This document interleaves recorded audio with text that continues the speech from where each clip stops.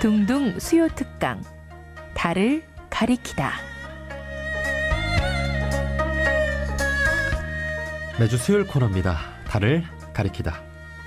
성현들은 달을 가리키고 있지만 우리는 그 손가락만 보고 있지 않은지 돌아보는 시간인데요.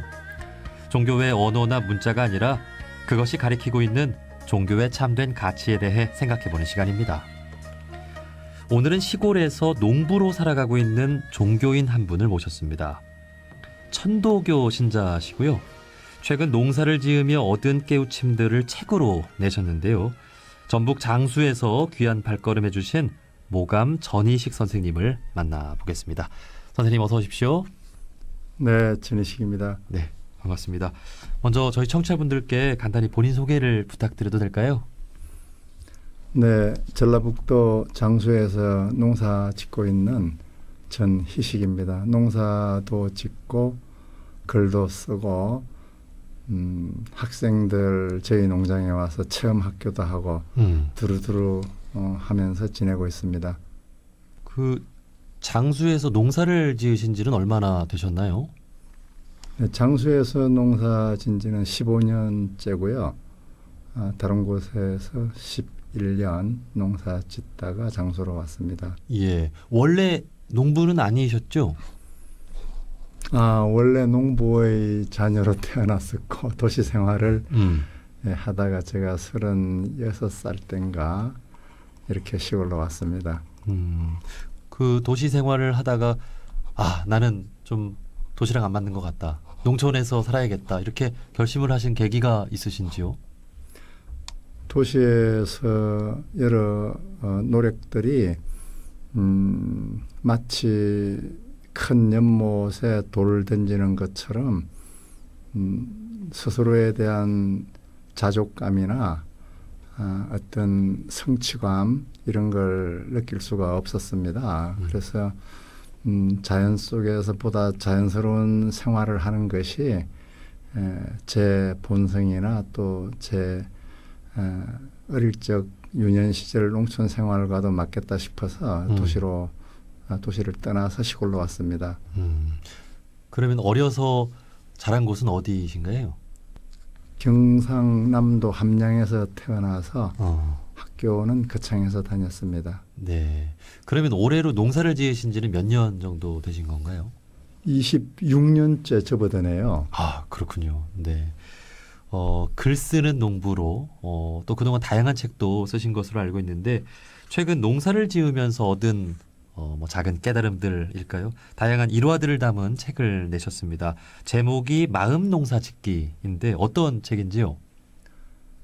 네, 농사는 밭농사, 논농사 또는 과수라든가 채소 농사, 요즘은 이제 축산도 많이 하는데 이런 씨를 뿌리고 또는 나무를 가꾸는 이런 농사 외에 우리가 흔히 자식 농사라는 말을 하는데 네.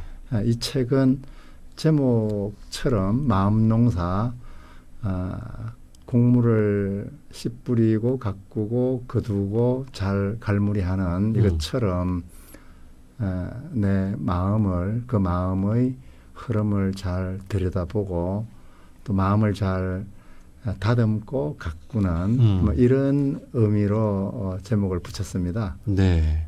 그러면은 농사를 하시면서 이게 뭔가 수행을 하는 것 또 내 마음을 좀 챙기는 것과도 많이 비슷하구나 이런 걸 느끼셨던 거예요. 네. 그 원불교에도 이 마음 공부하는 것을 마음밭에 제초를 작업하는 그런 것과 비유한 그런 대종사님의 말씀도 있는데 마음 농사를 짓는다라고 하는 것이 그렇다면 결국 어떤 목표가 또 있어야 되는 거잖아요. 목표라기보다는 마음밭이라는 표현이 참 좋네요.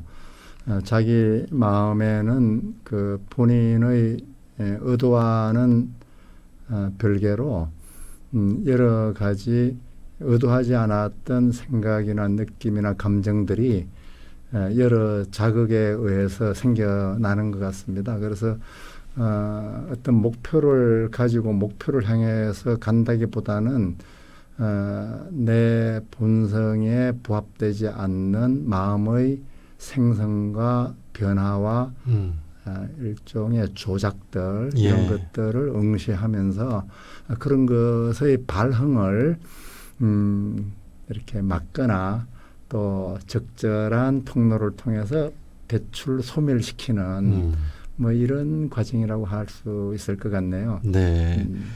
선생님 말씀을 듣고 보니까 우리가 종교를 갖는 이유도 결국은 그렇게 하루하루 마음을 잘 챙기며 살아가는 데 있지 않나 하는 생각이 듭니다. 선생님은 천도교 신자로 알고 있는데요. 농사를 짓는 데에도 천도교가 끼친 영향도 있는지 궁금합니다. 네, 아마 특정 종교만 농사 짓는 데 해당되는 이런 가르침이 있다고는 보지를 않고요. 그럼에도 천도교를 한번 돌아다 본다면은 농사 과정 모든 그 순서나 절차 중에 천도교 가르침이 하나하나 이렇게 아주 무릎을 탁 치면서 접목되는 이런 걸 많이 보게 됩니다. 예를 들자면은 하늘에 나는 새와 강에 물속에 노니는 물고기가 건강하지 않고서 뇌가 어찌 건강하기를 바라느냐 뭐 이런 말씀에서도 우리가 삶을 돌아보게 하는 것처럼 농사에서도 풀 한 포기 나무 생가지 하나를 함부로 꺾지 말아라 이런 걸로 작물들을 내 몸처럼 자식처럼 이렇게 가꾸게 하는 이런 가르침을 좀 연결해 볼 수가 있겠네요. 그렇군요. 예. 요즘 종교에 관계없이 자연을 찾는 사람들이 많아지고 있는 것 같습니다. 귀농인 수도 점차 늘고 있다고 하는데요. 선생님은 그 이유를 무엇이라고 보시는지요?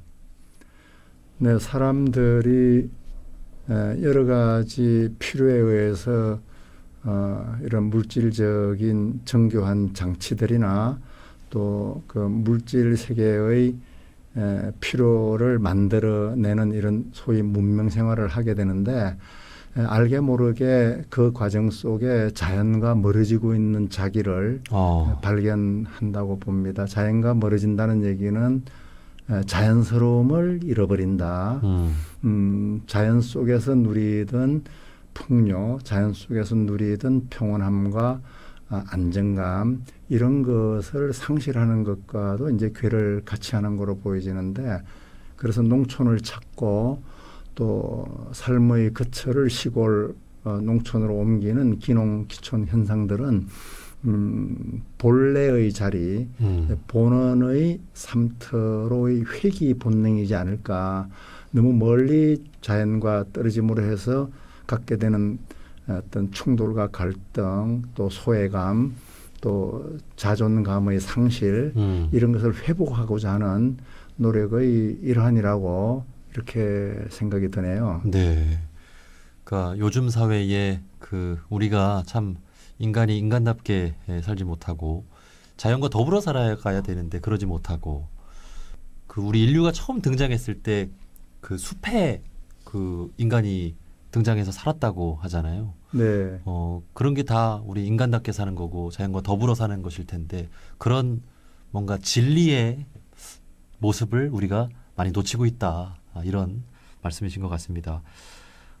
그렇게 선생님께서는 이 도시와는 한층 좀 떨어져서 농사를 짓고 살아가시면서 인간답게 살아간다는 것에 대해서도 고민을 하시고 그러면서 우리 사회의 문제들도 조금 이렇게 확연히 보이시는 게 있을 것 같은데 좀 어떻게 좀 느끼고 계세요?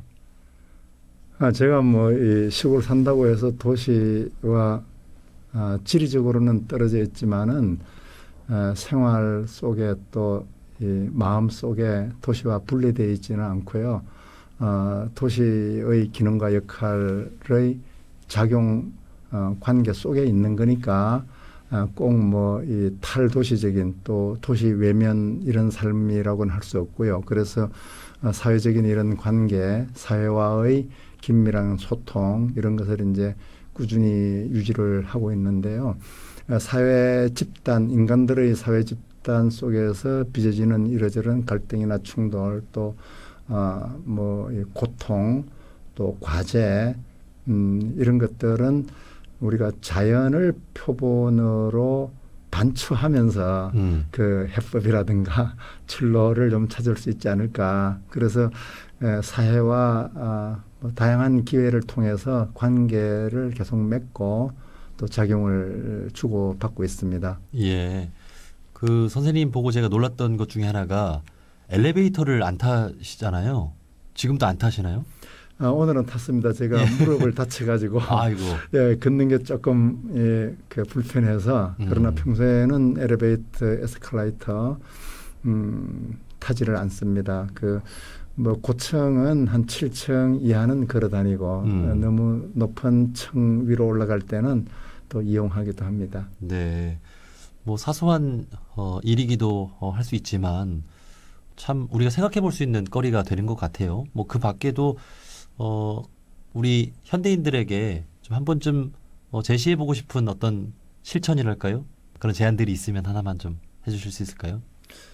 예를 들면은 우리가 모든 사람이 그렇게 결정하고 선택해서 살다 보니까 당연하게 여기는 여러 현상들 중에 한번 되짚어 보면 이상한 인류 문명의 한 단면을 보게 됩니다. 우리가 엘리베이터나 에스컬레이터 이런 걸 기계라고 보면은 기계의 도움을 받을 때는 내 자력으로 내 몸 움직임으로 뭔가 불편하고 불가능할 때 이용을 하는 건데 그냥 습관적으로 한층 올라가는 것도 엘리베이터 버튼을 누르고 이 계단이 분명히 옆에 있고 튼튼한 다리가 있는데도 또 에스컬레이터를 타고 하는 것은 반사적인 또 무의식적인 습관화된 이렇게 관성화된 우리가 한번 되돌아봐야 할 습관이라고 보여져요. 우리가 문명 사회에 습관화된 이런 것들을 맑은 시선으로 한번 들여다보면서 기계나 문명에 대한 의존도에 너무 내가 젖어 있는 이런 모습을 들여다보면은 그 과정에서 몸의 기능 또 내 몸이 갖고 있는 능력을 상실하는 이런 안타까움을 보게 될 것 같습니다. 그래서 우리가 늘 익숙하게 이용하는 또 쓰는 이런 도구나 또 습관들을 잘 돌이켜 보면서 과도하게 내가 의지하고 있구나. 자립적인 삶, 주체적인 삶이 손상당하고 있구나. 이런 걸 발견할 수 있을 거라고 봅니다. 예. 건강한 좀 몸이 있고 이 자연을 좀 이렇게 감상하면서 걸어 다녀도 충분한데 요즘은 가까운 거리도 다 자동차를 타고 다니고 이런 것들부터 해서 우리가 좀 더 인간답게 살아갈 수 있는 그런 것들에 대해서 한번 생각을 해봐야 될 것 같습니다. 그러다 보니까 앞서 말씀드린 대로 귀농을 해서 자연에서 좀 살아가고 싶다 이렇게 생각을 하는 분들도 많이 있는데 하지만 선생님처럼 누구나 그 귀농해서 살아간다고 하는 것이 쉽지는 않은 거잖아요. 선생님이 경험한 이 농촌의 현실도 궁금한데요. 좀 어떤가요? 아마 이제 농촌 또 시골 농부 이러면은 우리가 떠올리게 되는 이미지가 일치된 이미지가 있을 거라고 봅니다. 편안함 그리고 넉넉한 인심 그리고 뭔가 한가하게 떠가는 구름 또 파란 하늘 졸졸거리는 시냇물 소리. 네, 그런데 현실은 많이 그런 우리 이미지로부터 멀어져 있는 게 현실인데요. 그럼에도 불구하고 농촌 사회, 시골이 품고 있는 그 자연이 주는 혜택, 자연이 주는 작용, 그 자연으로부터 얻게 되는 편안함과 고요함, 평화스러움, 마음의 안정 이런 것은 여전히 우리 농촌이 품고 있는 가치들이라고 생각이 드네요. 네, 제가 알기로 이 농촌에서 또 살아가기 힘든 것 중에 하나가 이 자본주의의 어떤 농촌에까지 들어간 부분도 힘들다고 들었는데 그런 부분은 좀 괜찮나요? 네, 아마 이제 농촌의 어떤 이 소박함이나 농촌의 정겨움 이거는 사람 사이에 인간적 소통이 존재하고 또 자연 관계에서 서로가 서로를 해치지 않는, 사람은 자연을 해치지 않고 자연이 사람을 품어주는 이런 이제 관계라고 보게 되는데, 이제 자본주의적 요소가 시골로 많이 이제 침투하고 또 시골 사회를 작동하는 원리들이 돈, 자본의 어떤 속성에 따라 움직이지는 이런 현실인 것만은 사실인 것 같습니다. 이 자본은 자기 속성이 끊임없이 자기를 이렇게 확대해서 영향력을 또 전면적으로 영향력을 행사하려고 하는 이런 이제 특징을 자본이 갖고 있기 때문에 우리 농촌 사회도 돈으로 모든 것을 청량하는 그런 흐름, 예. 또 농사도 돈벌이가 되는 그 농사를 향해서 분화비처럼 끊임없이 장목을 바꾸고 심었던 뭐 블루베리 캐내고 뭐 다른 것도 심고 하는 이런 것이 반복되는 이런 현실들이 뭐 엄연한 오늘의 농촌 모습이라고 하겠습니다. 그러게요. 이 가축들도 참 하나하나가 소중한 생명인데 대량 생산 체제를 갖추어서 우리가 또 육식 생활하고 또 달걀도 참 수없이 만들어내고 또 이 쌀도 하나의 사실 생명이잖아요. 근데 자연의 순리에 부합하지 않게 생산을 해내려고 하는 그런 부분까지 이 자본주의의 영향이 참으로 안 좋게 농촌까지 끼치고 있지 않나 싶은데, 또 과학의 발달로 이 환경 문제도 요즘 많이 발생되고 있는 것이 현실인데 선생님께서는 이 환경 문제에도 큰 관심을 갖고 계신 것으로 알고 있습니다. 네, 제가 환경운동연합 회원이기도 하고 전북환경운동연합 집행위원으로 또 오래 일을 했었고요. 사실 이제 이 환경 문제의 발생 요인은 지금 이제 미세먼지라든가 이런 여러 이제 기온난화 어려움을 인간들이 겪고 있는데, 이거는 결국 이제 우리가 효율성을 추구하고 성장을 추구하고 소득 중심의 경제 활동 이런 데서 뭐 불가피하게 비롯되는 측면이 있지 않는가 이렇게 봅니다. 우리가 효율성을 추구할 때도 참된 삶을 위해서 효율성을 추구하는 거지. 예.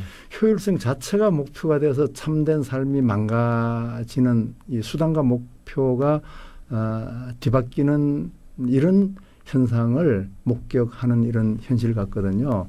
그래서 농사 지면서 이 환경의 어떤 급격한 변화로부터 농사 생활이 위협당하는 게 아주 많거든요. 네. 그래서 환경 문제에도 관심을 많이 갖게 되고 직결되니까 농사하고 그래서 뭐 관련 활동도 하고 그렇습니다. 네, 그렇군요. 오늘 선생님과 함께 여러모로 우리가 살아가는 데 있어서 생각해 볼 만한 거리들을 많이 던져주고 계신데요. 저희 프로그램은 다양한 종교인분들이 듣고 있는 프로그램인데 마지막으로 꼭 전하고 싶은 말씀이 있다면 해주실까요? 네, 책의 제목이 마음농사 짓기처럼 우리가 일상 속에서 도시인이건 또 농촌, 농부건 자기의 바람과 달리 현실이 흘러가는 거, 또 자기가 원했던 대로 뭔가가 성취되는 거, 이 모든 경험들을 내 마음이 성장하고 마음이 평온해지는 네. 이런 방향에 작용될 수 있도록 좌절도 그걸 통해서 내 마음의 진정한 평화를 찾는 계기로 삼고 또 기쁨과 성취 이런 것도 또 내 마음이 너무 달떠서 일상을 균형을 잃는 게 아니라 마음의 차분한 성장의 이런 어떤 도구로 삼는 이런 삶의 태도가 필요한 때가 아닌가 이렇게 여겨집니다. 네. 선생님은 오늘 이제 방송 마치고 이제 장수로 다시 내려가시는 거죠? 강화도에 아들이 살고 있어서 올라온 김에 아들한테 가서 아들 얼굴 좀 보려고 합니다. 앞으로 어떤 선생님의 어떤 인생 계획, 뭐 하나의 목표가 있다면 들어볼 수 있을까요? 네, 이제는 새로운 뭐 삶의 목표를 또 정해서 이렇게 뭐 전력 투구할 이런 나이는 아닌 거라고 보고요. 뭐 환갑 지난 지가 또 몇 년 됐으니까 이제는 삶을 잘 여미는 또 가다듬는 이런 거라고 봐요. 그래서 지금까지 살아왔던 그 시골에서 농부로서 보다 더 정제된 깔끔하면서도 검소하면서도 맑은 이런 삶을 제 이 근기에 맞게 좀 이렇게 가꾸어 가려고 합니다. 네.